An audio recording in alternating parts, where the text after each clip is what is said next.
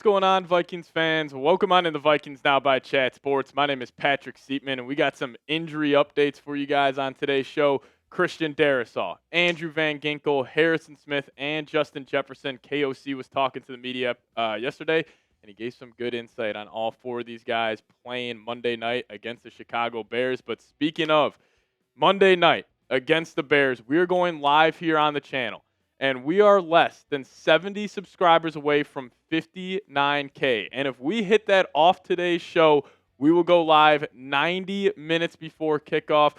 Might even go live an hour and 45 minutes before kickoff because that is how excited I am. So if you guys could hit that subscribe button today, stay up to date on all of your latest Vikings news and rumors. So hit that sub button and let's dive into it. So starting off with number 71 here, one of the best left tackles in the National Football League. Darrisaw coming off that torn ACL, MCL, and, all reports are indicating that he should be ready to go for week one against the Bears, which would be fantastic. But Kevin O'Connell gave some insight that the Vikings may be playing more of a long-term game here, and this is what he had to say. He had a great camp. Checked every box from a workload standpoint building into this week. He'll practice today, always with CD, just with how committed he's been to taking the daily approach. We've done the same with him. We're going to progress forward and be smart, but we're going to give him every opportunity to practice and then see how he feels. And ultimately, in regards to his availability, we will make that decision as the week progresses. And I do want to just give some love to Christian Darrisaw here because early on in the offseason, I thought it was unlikely he was going to play, for the first 4 weeks of the season. I thought he could have started off on PUP because he is coming off a torn ACL and MCL, and this is not like this injury happened week one last season. This happened on Thursday night, week 8, against the Los Angeles Rams. So the fact that he is likely to play, all credit to him. We know this guy's a sicko. He's dedicated. He works his ass off, and just being one of the best left tackles in the league, a face of the franchise. Like, you really couldn't ask more out of CD. But Kevin O'Connell was talking about the long-term play here, like I was saying, knowing we've got 17 games, including a short week next week, and then ultimately our trip overseas, there's got to be a big picture mindset to a player of Christian's caliber. All that matters in this game to the Minnesota Vikings Monday night in Chicago, but our jobs are to make sure we're going to do what's best for the team, the greater duration of 17-plus games. Love him saying 17-plus, too.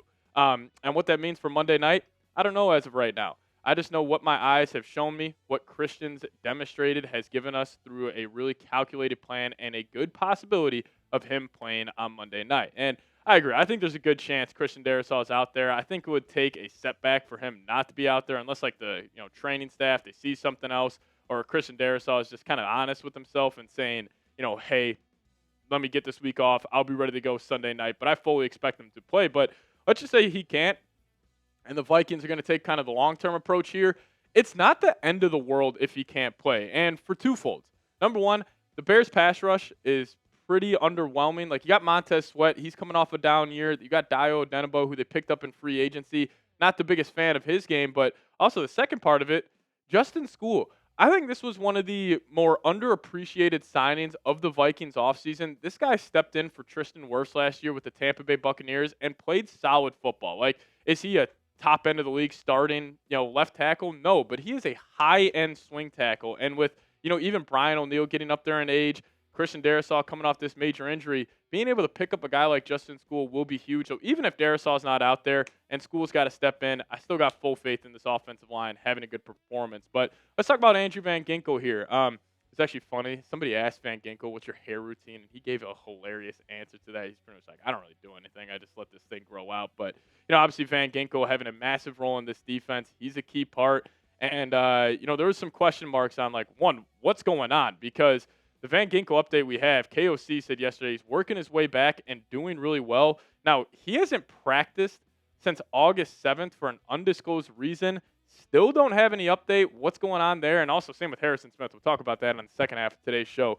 But let's just say Van Ginkel can't go. Obviously, would be a big loss. I'm not saying this would be good by any means, but you would have a guy like Dallas Turner who would have a great opportunity. And, I'm sure Turner's heard the noise because there are some ridiculous Vikings fans out there who are already calling this guy a bust, saying this was a waste of a draft pick, and I just couldn't disagree more. He was 21 years old when we drafted him. He just played over 300 snaps. He didn't really have an opportunity to show what he's fully made of, but he also popped, and that's the one thing I want to see out of these young rookies when I'm evaluating him is to show me some pop plays. He had that unreal sack on Darnell Wright Darnell Wright, one of the best right tackles in the league. He completely schooled them. Then he also had that interception against Geno Smith in Seattle. So even if Van Ginkel can't go, I would expect Turner to kind of have this like, hey, the NFL world, I'm here. People kind of forgot who I was. So I'm excited. Just, even if Van Ginkel can't go, even if Darrisaw can't go, you have some guys behind him that can step up. But, obviously I want the full team out there. And if you guys want the Vikings to stay healthy this entire season, go down there, hit that thumbs up icon, like today's show for us, get the good vibes going into week 1, and hit that thumbs up button. All right, coming up here in just a second, we got some injury updates on Harry the Hitman and Justin Jefferson. We'll talk about those here in a second. But today's episode of Vikings Now by Chat Sports is brought to you guys by PrizePicks. And you and I make decisions every day, but on PrizePicks, being right can get you paid. Don't miss on any of the excitement this season on PrizePicks, where it's good to be right. If you guys download the app today and plug in promo code CLNS, we'll hook you guys up with $50 in lineups after you play your first $5 lineup. And PrizePicks is super simple to play. All you have to do is pick more or less on 2 to 6 player stat projections, and if you get your picks right, you could cash in. PrizePicks is also the best way to get action on sports in more than 40-plus states, including California, Texas, and Georgia. PrizePicks puts their members first, so all withdrawals are fast, safe, and secure. They offer Venmo, Apple Pay, MasterCard, and more for quick and easy deposits into your football account this season. I'll tell you what, I made a good amount of cheddar using PrizePicks last year, hammering the Minnesota Vikings, but they also got a sweet deal for you guys. A max discount for tonight's game between the Eagles and the Cowboys, where one Dak Prescott passing yard will get you guys one win on PrizePicks. So make sure you guys include this into all of your lineups. And just download the PrizePicks app. Give them a shot and plug in that promo code CLNS to get $50 in lineups after you play your first $5 lineup. That's code CLNS to get $50 in lineups after you play your first $5 lineup. Shout out to PrizePicks, though, for sponsoring today's edition of Vikings Now by Chat Sports. PrizePicks, it's good to be right.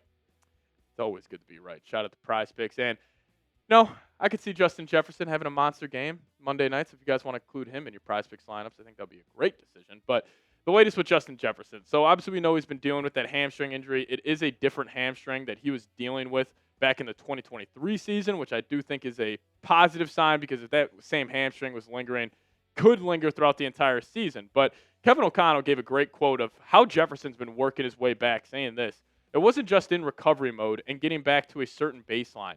He elevated that baseline by getting stronger, by really focusing in on some of the things that would allow him to have a fast transition back. I don't want to speak for him, but the conversations that him and I have had have been very positive about how he feels. And, Jefferson's just straight class. Like, this guy, we talk about the diva notion around wide receivers. Justin Jefferson couldn't be farther from that. Like, he is everything you would want out of a superstar wide receiver, but also just a superstar face of the franchise. He loves this team. All he cares about is winning. And I can't wait to see 18 out there on Monday. Like, I was saying this last year a lot in the show. Just be grateful that we get to watch this guy, because we are watching an all-time great talent. We're watching one of the best receivers that has ever played in the NFL. This guy practices hard. Nashawn Wright, Bears corner, was with the Vikings last year, gave a quote on Jefferson saying he is the hardest practice player he has ever seen, and that's probably why he's so successful out there on Sundays. So, hey, enjoy every gritty you see in the end zone this season. Enjoy every play, because he is hitting his prime. And, shout out to the Eagles for still drafting Jalen Reagor over Justin Jefferson. But let's get you guys the latest with Harry the Hitman. Probably the most concerning injury news, if you want to call it injury news, because nobody really knows what's going on with Harry. Hopefully all is good in his life, but people are wondering what's going on. And he missed the final 2 weeks of training camp due to a personal health issue.